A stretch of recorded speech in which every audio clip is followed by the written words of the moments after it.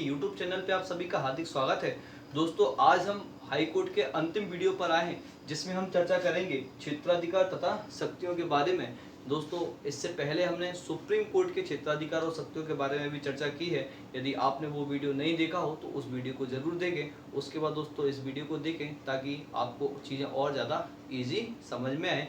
तो दोस्तों सबसे पहले हम बात करते हैं हाई कोर्ट के क्षेत्राधिकार और शक्ति के बारे में। दोस्तों जिस प्रकार सुप्रीम कोर्ट को व्यापक क्षेत्राधिकार और शक्तियां प्रदान किए गए हैं, उसी प्रकार हाई कोर्ट को भी कई क्षेत्रों में व्यापक क्षेत्राधिकार और शक्तियां प्रदान की गई हैं। क्योंकि दोस्तों हमको मालूम है कि जो सुप्रीम कोर्ट होता है वो भारत का यानी कि देश का सर्वोच्च न्यायालय है, और वहीं किसी राज्य का जो सबसे प्रमुख न्यायालय होता है वो कौन सा होता है, हाई कोर्ट। तो दोस्तों सबसे पहले हम बात करते हैं सबसे पहले क्षेत्राधिकार के बारे में, जो कि है मूल अधिकारता। इसको ओरिजिनल ज्यूरिडिक्शन भी कहा जाता है। दोस्तों मूल अधिकारता में ऐसे प्रश्नों को या ऐसे मामलों को शामिल किया जाता है जो सीधे आपके हाई कोर्ट में जाकर के सुने जा सकते हैं। दोस्तों यहाँ पर हेडिंग डाल लीजिए, मूल अधिकारता या आरंभिक अधिकारता, इसको ओरिजिनल ज्यूरिडिक्शन भी कहते हैं। ऐसे मामले जो सीधे उच्च न्यायालय में लाए जा सकते हैं, जब यदि कौन कौन से मामले हैं जो सीधे उच्च न्यायालय में लाए जा सकते हैं, नागरिकों के मूल अधिकारों के परिवर्तन से जुड़े मामले हों, संविधान की व्याख्या के संबंध में अधीनस्थ न्यायालय से स्थानांतरित मामले हों, वसीयत, विवाह, तलाक, कंपनी कानून एवं न्यायालय की अवमानना से संबंधित मामले हों, संसदीय सदस्यों तथा राज्य विधानमंडल के निर्वाचन से जुड़े मामले हों, या फिर चार हाई कोर्ट कौन कौन से, कलकत्ता, बम्बई, मद्रास, दिल्ली, इन चार हाई कोर्ट के पास उच्च राशि के सिविल मामले से के संदर्भ में भी मामले मूल अधिकारता में शामिल किए जाते हैं। तो दोस्तों ऐसे कौन कौन से मामले यहाँ पर हमने देखे जो सीधे आपके हाई कोर्ट में लेकर के आए जा सकते हैं। सबसे पहले हमने देखा नागरिकों के मूल अधिकारों के परिवर्तन से जुड़े मामले हों। तो दोस्तों ऐसे मामले जिसमें किसी व्यक्ति के या नागरिक के मूल अधिकारों का हनन हो रहा हो, तो उस कंडीशन में जो मामले हैं वो सीधे कहाँ लेकर के आए जा सकते हैं, हाई कोर्ट में लेकर के आए जा सकते हैं। तो दोस्तों वो किस में शामिल किए जाएंगे, मूल या आरंभिक अधिकारता या ओरिजिनल ज्यूरिडिक्शन में शामिल किए जाएंगे। उसके अलावा ऐसे मामले जो संविधान की व्याख्या से संबंधित हो और अधीनस्थ न्यायालय के द्वारा क्या किए गए हो, स्थानांतरित किए गए हो। क्लियर है, यानी ऐसे मामले जिसमें संविधान की व्याख्या होनी हो या कोई ऐसा प्रश्न उठता हो जिसमें संविधान को आपको इंटरप्रिटेट करना पड़े, उसकी व्याख्या करनी पड़े, तो उन मामलों को भी क्या किया जाएगा, आप ओरिजिनल ज्यूरिडिक्शन में शामिल किया जाता है। इसके अलावा दोस्तों रेवेन्यू से संबंधित वसीयत, विवाह, तलाक, कंपनी कानून एवं न्यायालय की अवमानना से संबंधित मामले भी क्या किए जाते हैं, मूल या आरंभिक अधिकारता में शामिल किए जाते हैं। दोस्तों संसद सदस्यों तथा राज्य विधानमंडल के निर्वाचन से संबंधित जो भी मामले हैं वो कहाँ सुने जाते हैं, आपके हाई कोर्ट में सुने जाते हैं। तो इसका मतलब क्या है कि ये जो संसद सदस्य हों या फिर राज्य विधानमंडल के सदस्य हों, उनके निर्वाचन से संबंधित जो भी मामले होंगे वो किसमें शामिल किए जाएंगे, आपका हाई कोर्ट की मूल अधिकारता में शामिल किए जाएंगे। इसके अलावा दोस्तों चार हाई कोर्ट जो महानगर में है, कहाँ कहाँ पर, कलकत्ता में Calcutta high court, Bombay high court, Madras high court तथा दिल्ली हाई कोर्ट के पास उच्च राशि के सिविल मामलों के संदर्भ में भी क्या किया गया है, ये अधिकारता प्रदान की गई है। तो दोस्तों आई होप ये आपको क्लियर हुआ होगा मूल अधिकारता या आरंभिक अधिकारता या ओरिजिनल ज्यूरिडिक्शन हाई कोर्ट के क्या है। अब हम बात करते हैं दूसरी यानी कि रिट अधिकारता के बारे में, रिट ज्यूरिडिक्शन के बारे में। दोस्तों रिट ज्यूरिडिक्शन की या रिट अधिकारता की जब हम बात करते हैं तो आर्टिकल 32 हमने पढ़ा हुआ है, अनुच्छेद 32 और आर्टिकल 226 226 सुप्रीम कोर्ट की हमने रिट अधिकार के बारे में देखा था, यानी रिट ज्यूरिडिक्शन के बारे में देखा था। तो सुप्रीम कोर्ट किसके तहत रिट जारी कर सकता है, आर्टिकल 32 के तहत, और वहीं हाई कोर्ट की हम बात करते हैं तो अनुच्छेद 226 के तहत क्या कर सकता है, रिट जारी कर सकता है। दोस्तों जब भी यदि मौलिक अधिकारों का उल्लंघन होता है या मौलिक अधिकारों के परिवर्तन के बारे में कोई विवाद उठता है, तो उस स्थिति में मौलिक अधिकारों के रक्षण के लिए हाई कोर्ट और सुप्रीम कोर्ट को रिट जारी करने की शक्ति दी गई है। दोस्तों सुप्रीम कोर्ट आर्टिकल 32 के तहत 5 प्रकार के रिट जारी कर सकता है, जिनको हमने काफ़ी डिटेल में फंडामेंटल राइट्स में समझा हुआ था। 205 प्रकार की रिट कौन जारी कर सकता है? सुप्रीम कोर्ट, ठीक है। और वहीं जब हम हाई कोर्ट की बात करते हैं तो हाई कोर्ट 5 प्रकार की रिट तो जारी कर सकता है, किसके मामले में? फंडामेंटल राइट्स को, यानी कि मौलिक अधिकारों के प्रवर्तन के बारे में। उसके अलावा कई विधिक अधिकारों के बारे में भी क्या कर सकता है? इन शक्तियों का प्रयोग या ऐसी शक्तियों का प्रयोग कर सकता है। तो दोस्तों यहाँ पर सुप्रीम कोर्ट की जो शक्ति हैं वो सीमित है, केवल फंडामेंटल यानी कि मौलिक अधिकारों तक सीमित हो जाती हैं, जबकि जो हाई कोर्ट की शक्तियाँ हैं वो क्या हो जाती हैं? काफ़ी ज़्यादा विस्तृत है। मौलिक अधिकारों के साथ साथ तो है ही बल्कि विधिक अधिकार यानी कि जो लीगल राइट्स हैं उनके लिए भी इस शक्तियों का प्रयोग किया जा सकता है। तो दोस्तों यहाँ पर हाई कोर्ट क्या है? सुप्रीम कोर्ट की तुलना में ज़्यादा पावरफुल माना जाता है। चलिए समझते हैं दोस्तों रिट अधिकारिता क्या है। रिट अधिकारिता की जब हम बात करते हैं या रिट जुरिडिक्शन की जब हम बात करते हैं तो संविधान के अनुच्छेद 226 के अंतर्गत न्यायालयों को रिट अधिकारिता प्रदान की गई है। हाईकोर्ट किसी अधीनस्थ न्यायालय या अधिकरण या राज्य के किसी प्राधिकार को ऐसी रिट, आदेश तथा निर्देश यानी कि डायरेक्शन जारी कर सकता है जो मूल अधिकारों के प्रवर्तन के लिए आवश्यक हो। क्लियर है? तो हाईकोर्ट आपका आर्टिकल 226 यानी कि अनुच्छेद 226 के तहत न्यायालय, अधिकरण या राज्य के किसी भी प्राधिकारी को ऐसी कोई रिट जारी कर सकता है, आदेश यानी कि ऑर्डर जारी कर सकता है या फिर निर्देश यानी कि डायरेक्शन जारी कर सकता है जो किसके के लिए जरूरी हो? मूल अधिकारों के परिवर्तन के लिए आवश्यक है। क्लियर है? और वहीं हाईकोर्ट मूल अधिकारों के अलावा विधिक अधिकारों यानी कि लीगल राइट्स के प्रवर्तन के लिए भी क्या कर सकता है? इस शक्ति का प्रयोग कर सकता है, जो कि अपने आप में सुप्रीम कोर्ट से क्या करता है? इसको दोस्तों अलग करता है कि ठीक है। जबकि सुप्रीम कोर्ट को यह शक्ति है कि अनुच्छेद 32 के तहत प्रदान की गई है, जो कि यह मूल अधिकारों के प्रवर्तन तक ही सीमित है। क्लियर है? कई बार दोस्तों अंतर पूछ लिया जाता है आर्टिकल 32 आर्टिकल 226 के तहत। जब हम अंतर की बात करते हैं तो हाईकोर्ट को रिट जारी करने की जो शक्ति है वो अनुच्छेद 226 के तहत दी गई है, और जबकि सुप्रीम कोर्ट को अनुच्छेद 32 के तहत दी गई है। क्लियर है? हाईकोर्ट की जो रिट जारी करने की जो सीमाएं हैं वो राज्य की सीमाओं के भीतर होती हैं, यानी कि जिस राज्य का हाईकोर्ट है उस राज्य की सीमा के भीतर ही उसका प्रभाव रहता है। वहीं दोस्तों जब हम सुप्रीम कोर्ट की बात करते हैं तो सुप्रीम कोर्ट की जो प्रभाव है वो रिट जारी करने का वो पूरे भारत में है। तो यहाँ पर सुप्रीम कोर्ट क्या हो जाता है? थोड़ा पावरफुल आपको दिखाई देता है। दूसरी बात करें तो मूल अधिकारों के परिवर्तन के अलावा अन्य प्रयोजन के लिए भी इसका प्रयोग किया जाता है हाई कोर्ट में। ठीक है? हाई कोर्ट में मूल अधिकारों के परिवर्तन के अलावा अन्य प्रयोजन के लिए भी इसका प्रयोग किया जाता है, जबकि सुप्रीम कोर्ट की हम बात करते हैं तो केवल मूल अधिकारों के परिवर्तन तक ही ये सीमित है। ठीक है? और दोस्तों अनुच्छेद 226 द्वारा प्रदत्त जो उपचार हैं वो मूल अधिकार नहीं है। ठीक है? वो मूल अधिकार की श्रेणी में नहीं आते, जबकि अनुच्छेद 32 के तहत जो को उपचार प्रदान किए गए हैं मौलिक अधिकारों के लिए वो दोस्तों मूल अधिकार में आते हैं, क्योंकि आर्टिकल 32 स्वयं भाग 3 का पार्ट है, तो ये क्या होता है? अपने आप में ही मूल अधिकार माना जाता है। क्लियर है दोस्तों? आई होप आपको ये क्लियर हुआ होगा। अब हम बात करते हैं आपके हाईकोर्ट के तीसरे क्षेत्राधिकार और शक्ति के बारे में, जो कि है अपीलीय क्षेत्राधिकार यानी कि अपीलीय अधिकारिता, या फिर इसको एपीलेट ज्यूरिडिक्शन भी कहते हैं। दोस्तों जब हम अपीलीय क्षेत्राधिकार की बात करते हैं, अपीलीय अधिकारिता की बात करते हैं, तो यहाँ पर एक चीज़ याद रखनी है कि ऐसी अधिकारिता को कहा जाएगा जिसमें हमने सुप्रीम कोर्ट के बारे में पढ़ा था कि अपने अधीनस्थ न्यायालयों के निर्णय के खिलाफ क्या की जाए? अपील की जा सके। ऐसी अधिकारिता क्या कहलाती है? अपीलीय अधिकारिता या अपीलीय क्षेत्राधिकार कहलाता है। ठीक है?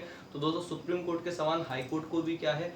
अपीलीय न्यायालय माना जाता है। हमने सुप्रीम कोर्ट के बारे में पढ़ा था कि सुप्रीम कोर्ट क्या है? देश का सर्वोच्च अपीलीय न्यायालय है, यानी कि वो हाई कोर्ट के निर्णय के खिलाफ भी क्या कर सकता है? अपील सुन सकता है, जबकि सुप्रीम कोर्ट के निर्णय के खिलाफ कहीं और आप अपील नहीं कर सकते। ठीक है? तो हाई कोर्ट भी यहाँ पर क्या है दोस्तों? अपीलीय न्यायालय है, क्योंकि अपने अधीनस्थ न्यायालयों के निर्णय के खिलाफ अपील कहाँ सुनी जा सकती है? हाई कोर्ट में सुनी जा सकती है। क्लियर है? चलो देखते हैं दोस्तों, हाई कोर्ट एक अपीलीय न्यायालय भी है। यहाँ ऐसे राज्य क्षेत्र या यहाँ इसके राज्य क्षेत्र के तहत आने वाले अधीनस्थ न्यायालयों के आदेशों के विरुद्ध अपील की सुनवाई होती है, जहां दोनों तरह के सिविल एवं आपराधिक मामलों के बारे में अपील की जाती है। तो दोस्तों यहाँ पर एक चीज़ याद रखनी है कि अधीनस्थ न्यायालयों के निर्णय के खिलाफ तो अपील की जा सकती है, कहाँ पर? हाई कोर्ट में।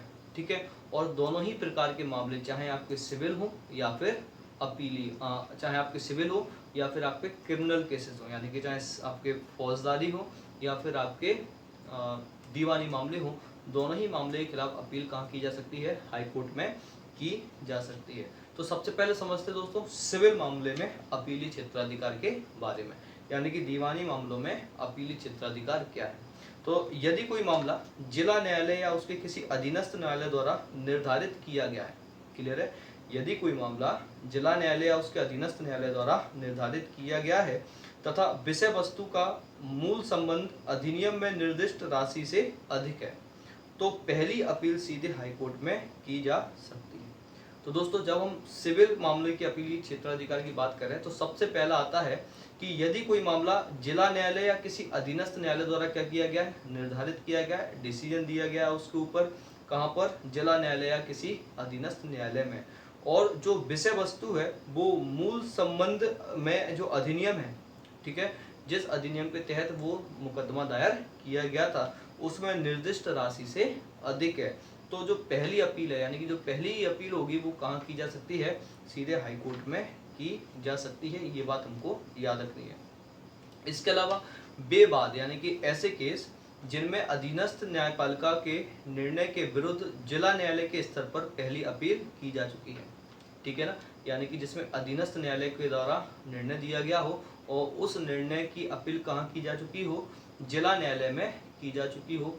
पहली अपील कहाँ हो गई? जिला न्यायालय में। तो उस स्थिति में दोस्तों जो दूसरी अपील है वो कहाँ की जाएगी? उच्च न्यायालय में की जा सकती है, ठीक है ना। तो उस न्यायालय में जो दूसरी अपील है वो कहाँ सुनता है, कहाँ सुनी जाती है? हाई कोर्ट में सुनी जाती है। आई होप आपको ये क्लियर हुआ होगा। इसके अलावा दोस्तों दो आर्टिकल महत्वपूर्ण है, अनुच्छेद 323 का और अनुच्छेद 323 खा, ठीक है, यानी आर्टिकल 323A और आर्टिकल 323B, ठीक है। इन दोनों आर्टिकल के अधीन स्थापित प्रत्येक अधिकरण, चाहे 323A हो या आर्टिकल 323B हो, के अधीन स्थापित प्रत्येक अधिकरण के निर्णयों के विरुद्ध उस राज्य के न्यायपालिका की खंडपीठ के समक्ष अपील की जा सकती है, ठीक है। इन दोनों आर्टिकल्स के तहत कोई अधिकरण बना है, ठीक है, और उस अधिकरण ने कोई निर्णय सुनाया है तो उस निर्णय के विरुद्ध क्या की जाएगी? खंडपीठ के समक्ष अपील की जा सकती है। आई होप ये आर्टिकल भी आपको क्लियर हुआ होगा। अब वही दोस्तों हम बात करते हैं आपराधिक मामले में। अभी हमने किसके बारे में देखा था? सिविल केसेस में। अब हम बात करते हैं आपराधिक यानी कि क्रिमिनल केसेस में एपीलेट ज्यूरिडिक्शन क्या है हाई कोर्ट के, ठीक है।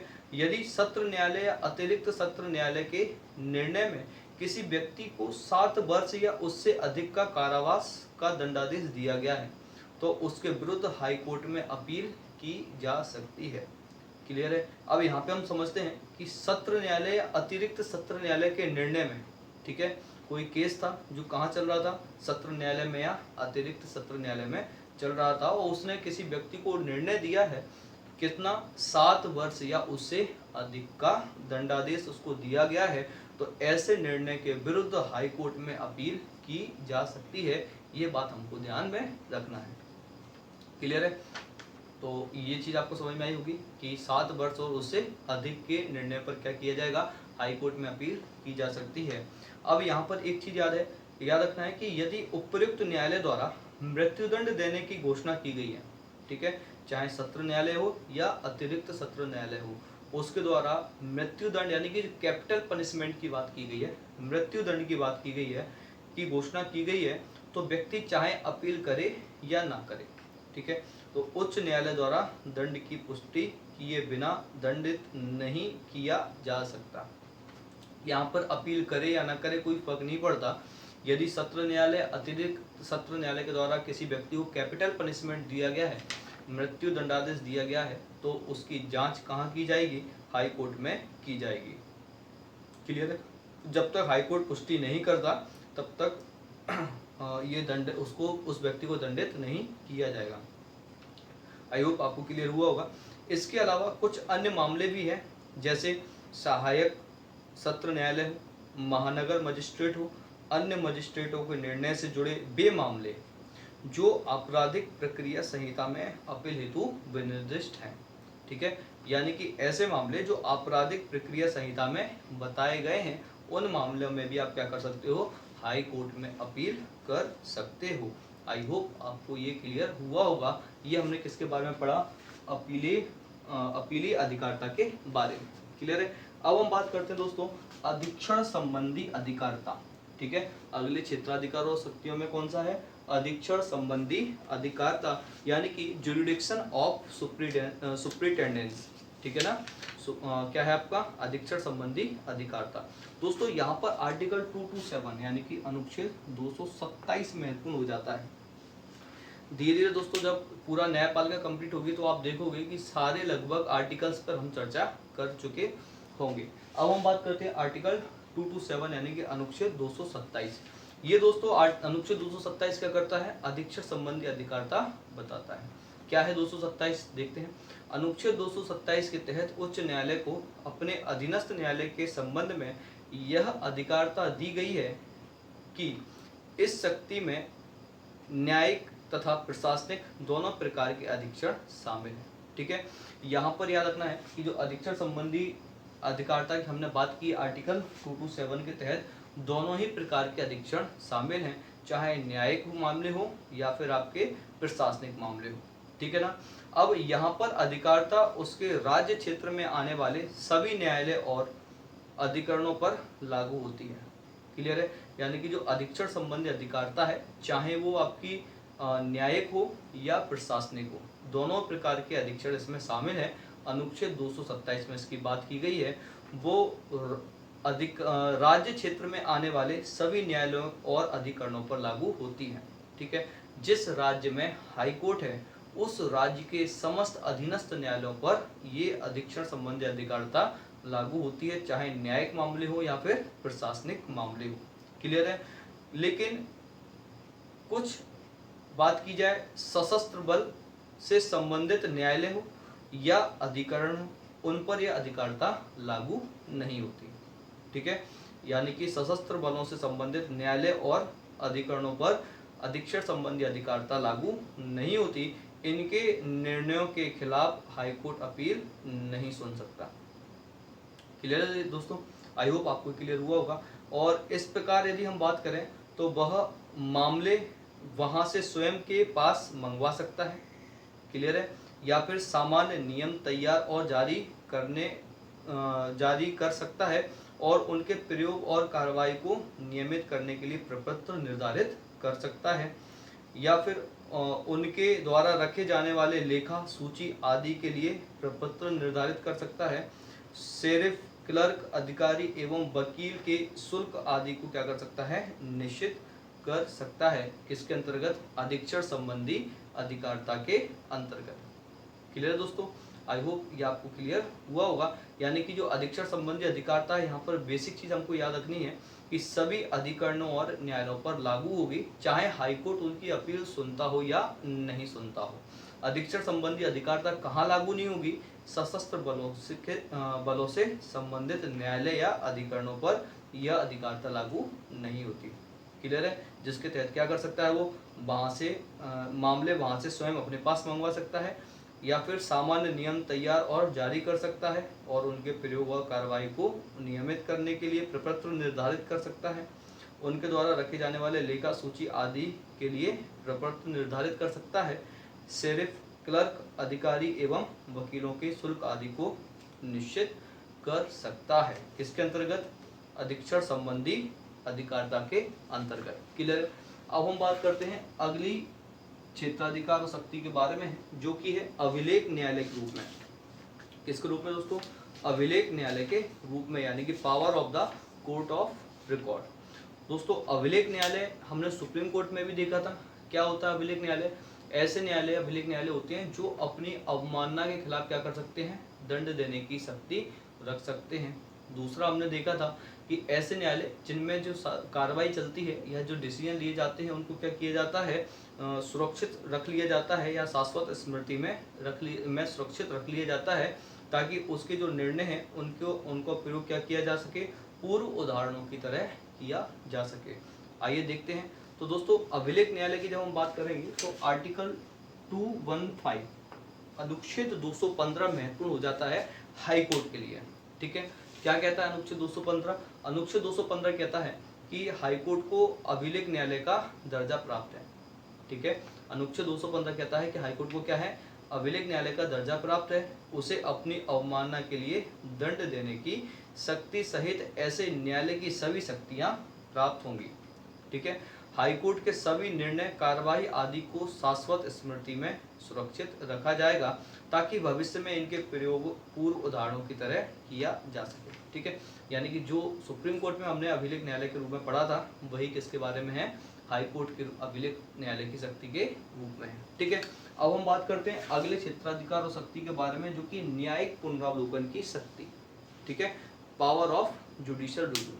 दोस्तों, जब हम पावर ऑफ जुडिशियल रिव्यू की बात करते हैं तो ऐसी शक्ति होती है जिसके तहत न्यायालय किसी विधायपालिका की, विधायिका के लिए हम बात करें, ठीक है, जहाँ पर कानून बनाए जाते हैं, क्लियर, या फिर कार्यपालिका की बात करें, कार्यपालिका यदि कोई आदेश जारी करती है या कोई कानून बना देती है, नियम जारी कर देती है, ठीक है, या फिर प्रशासन की बात करें या कोई ऐसा कार्य करता है, ठीक है, जो संविधान के खिलाफ हो, ठीक है, या फिर संविधान के मूल अधिकार के खिलाफ हो, या मूल जो बेसिक स्ट्रक्चर है, मूल ढांचा है, उसके खिलाफ हो, तो दोस्तों ऐसे नियम, कानून, आदेश को क्या कर सकता है, न्यायालय शून्य घोषित कर सकता है। उस शक्ति को कहा जाता है न्यायिक पुनरावलोकन, जुडिशियल रिव्यू। ठीक है, इसके बारे में दोस्तों हमने काफी डिटेल में सुप्रीम कोर्ट में पढ़ा और नॉलेज बूस्टर सीरीज के 8वें पार्ट में स्पेशली इस वीडियो को लेकर के आया था, जिसमें हमने चर्चा करी थी न्यायिक पुनरावलोकन के बारे में। यदि आपने वह वीडियो नहीं देखी हो तो एक बार प्ले लिस्ट में जाकर के नॉलेज बूस्टर सीरीज का 8वां पार्ट देखेंगे तो आपको पूरी की पूरा डिटेल में न्यायिक पुनरावलोकन के बारे में जानकारी मिल जाएगी। क्लियर है? तो दोस्तों बात करते हैं न्यायिक पुनरावलोकन। तो जैसा कि मैंने आपको उसमें भी बताया था कि न्यायिक पुनरावलोकन शब्द संविधान में कहीं भी देखने को नहीं मिलेगा, यानी कि न्यायिक पुनरावलोकन की जो शक्ति है वो आपको, जो शब्द है वो आपको संविधान में देखने को नहीं मिलता। हाँ, लेकिन कुछ आर्टिकल ऐसे हैं जैसे कि आपका आर्टिकल 13 का 12 यानी कि 13 का क्लॉज 2,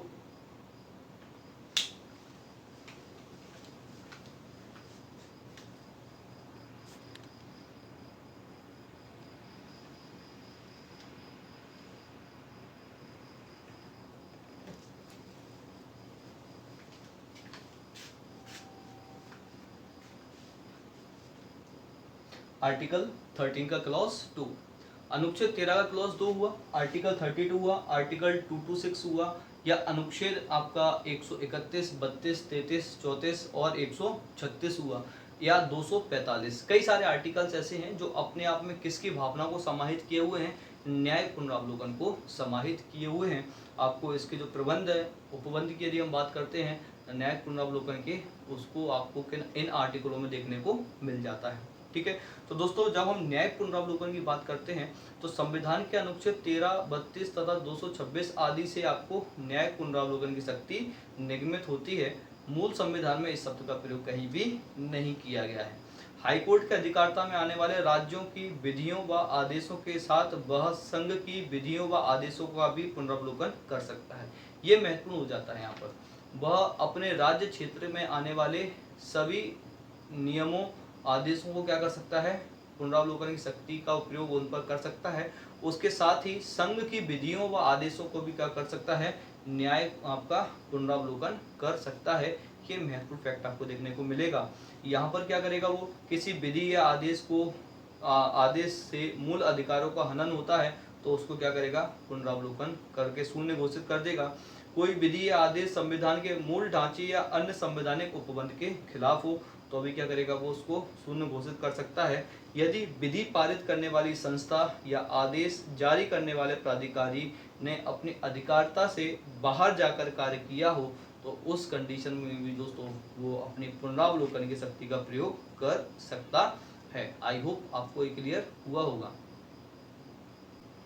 दोस्तों अब हम बात करते हैं हाईकोर्ट के अंतिम क्षेत्राधिकार और शक्ति के बारे में, जिसको कहा जाता है अधीनस्थ न्यायालयों पर नियंत्रण की शक्ति, यानी कि power of controlling over subordinate court. दोस्तों यहाँ पर आर्टिकल 235 यानी कि अनुच्छेद 235 महत्वपूर्ण हो जाता है और अनुच्छेद 235 में उच्च न्यायालयों को अपने राज्य क्षेत्र के भीतर स्थित अधीनस्थ न्यायालयों पर नियंत्रण की शक्ति प्राप्त है। क्लियर है? यानी कि अनुच्छेद 235 के तहत किसी राज्य क्षेत्र में स्थित जितने भी आपके अधीनस्थ न्यायालय हैं उन पर नियंत्रण की शक्ति किसको प्रदान की गई है? उस राज्य के हाईकोर्ट को की गई है।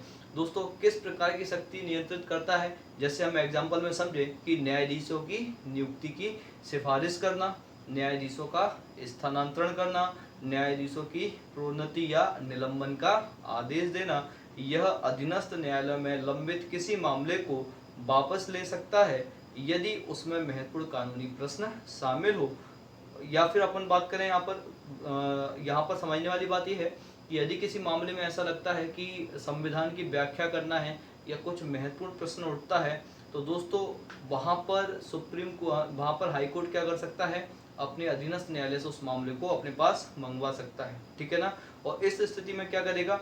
या तो वो इस मामले को स्वयं निपटा सकता है या अपने निर्णय के साथ मामले को संबंधित न्यायालय में वापस लौटा सकता है। यानी कि यदि कोई पार्ट उसको एक्सप्लेन करना है, उस पार्ट को एक्सप्लेन करके वापस उस मामले को क्या करेगा? अधीनस्थ न्यायालय में सौंप देगा या फिर वो खुद ही क्या करेगा? उस मामले में अपना निर्णय दे सकता है। ठीक है? जैसे दोस्तों बात की जाए सुप्रीम कोर्ट द्वारा घोषित कानून को मानने के लिए भारत के सभी न्यायालय बाध्य हैं। हमने किसके बारे में पढ़ा था? जब हमने सुप्रीम कोर्ट को देखा था कि सुप्रीम कोर्ट के द्वारा कोई भी कानून घोषित किया गया है उसको मानने के लिए भारत के सभी न्यायालय बाध्य होते हैं। उसी प्रकार जब हम किसकी बात करते हैं? हाई कोर्ट की बात करते हैं तो इसके कानूनों को सभी अधीनस्थ न्यायालयों को मानने की बाध्यता होती है। यानी कि हाई कोर्ट के द्वारा जो भी कानून या निर्देश दिए जाते हैं वो सभी के सभी अधीनस्थ न्यायालयों के द्वारा क्या होते हैं? बाध्य होते हैं, जो उस हाई कोर्ट की न्यायिक क्षेत्र में आते हैं। क्लियर है दोस्तों? तो आज के वीडियो में हमने किसके बारे में पढ़ा? हाई कोर्ट के क्षेत्राधिकार तथा शक्तियों के बारे में। दोस्तों यहाँ पर अपना हाई कोर्ट पूरा कंप्लीट होता है। इसके बाद हम अगले वीडियो में चर्चा करेंगे अधीनस्थ न्यायालय के ऊपर। यदि ये वीडियो दोस्तों आपको अच्छी लगी हो तो इस वीडियो को लाइक कीजिए। इस चैनल पर यदि आप नए हैं तो इसको सब्सक्राइब कीजिए। अपना ख्याल रखिए, अपनों का ख्याल रखिए। जय हिंद, जय भारत।